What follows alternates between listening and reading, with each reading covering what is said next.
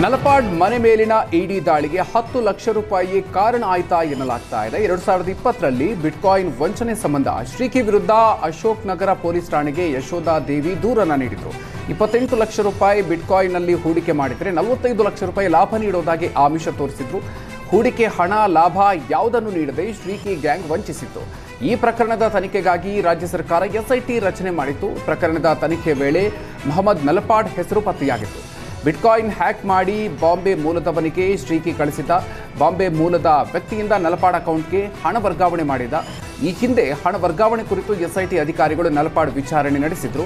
ತನಿಖೆ ವೇಳೆ ಹಣ ನೀಡೋದಾಗಿ ಮೊಹಮ್ಮದ್ ನಲಪಾಡ್ ಹೇಳಿದ್ರು. ಆದರೆ ಇದುವರೆಗೂ 10 ಲಕ್ಷ ರೂಪಾಯಿ ಹಣವನ್ನು ಎಸ್ಐಟಿಗೆ ನಲಪಾಡ್ ನೀಡಿಲ್ಲ. ಬಿಟ್ಕಾಯಿನ್ ವಂಚನೆ ಪ್ರಕರಣದಲ್ಲಿ ಎಸ್ಐಟಿ ತನಿಖೆ ಇನ್ನೂ ಮುಗಿದಿಲ್ಲ. ಈ ಪ್ರಕರಣದಲ್ಲಿ ಇನ್ನೂ ಅಂತಿಮ ಚಾರ್ಜ್ ಶೀಟ್ ಅನ್ನು ಅಧಿಕಾರಿಗಳು ಸಲ್ಲಿಸಿಲ್ಲ.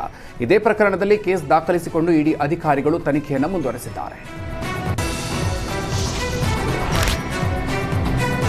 ಇಡಿ ದಾಳಿಯ ಬೆನ್ನಲ್ಲೇ ರಾಜಕೀಯ ಜಟಾಪಟಿ ಶುರುವಾಗಿದೆ. ಐಟಿ, ಇಡಿ, ಸಿಬಿಐ ಕೇಂದ್ರ ಸರ್ಕಾರದ ಕೈಗೊಂಬೆಗಳು ಅಂತ ಸಚಿವ ಪ್ರಿಯಾಂಕ್ ಖರ್ಗೆ ಕಿಡಿಕಾರಿದ್ರು.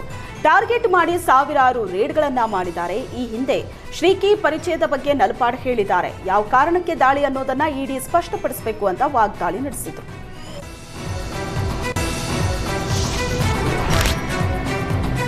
ಎನ್ಎ ಹ್ಯಾರಿಸ್ಗೆ ಸೇರಿದ 12 ಸ್ಥಳಗಳಲ್ಲಿ ಇಡಿ ದಾಳಿ ಬೆನ್ನಲ್ಲೇ ನಾಯಕರ ಜಟಾಪಟಿ ಜೋರಾಗಿದೆ. ಇಡಿ ಅಧಿಕಾರಿಗಳ ದಾಳಿ ರಾಜಕೀಯ ಪ್ರೇರಿತ ಅಂತ ಕೇಂದ್ರದ ವಿರುದ್ಧ ಡಿಸಿಎಂ ಡಿಕೆ ಶಿವಕುಮಾರ್ ಕೆಂಡಾಮಂಡಲರಾದರು. ಹ್ಯಾರಿಸ್ ಏನ್ ತಪ್ಪು ಮಾಡಿದ್ದಾರೆ ಅಂತ ದಾಳಿಯಾಗಿದೆ. ತನಿಖೆ ಮಾಡೋದ್ರಲ್ಲಿ ತಪ್ಪೇನಿಲ್ಲ.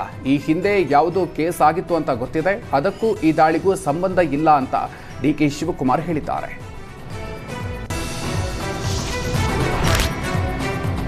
ಬಿಟ್ಕಾಯಿನ್ ಮೂಲಕ ಕಾಂಗ್ರೆಸ್ನವರು ಹೂಡಿಕೆ ಮಾಡಿದ್ದಾರೆ ಅಂತ ಕಾಂಗ್ರೆಸ್ ವಿರುದ್ಧ ಶೋಭಾ ಕರಂದ್ಲಾಜೆ ಗಂಭೀರ ಆರೋಪ ಮಾಡಿದ್ರು.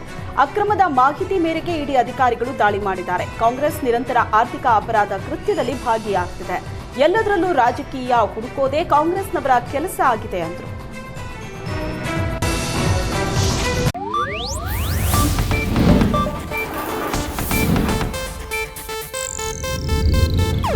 ಇದು ಏಷ್ಯಾನೆಟ್ ನ್ಯೂಸ್ ನೆಟ್ವರ್ಕ್ ಪ್ರಸ್ತುತಿ.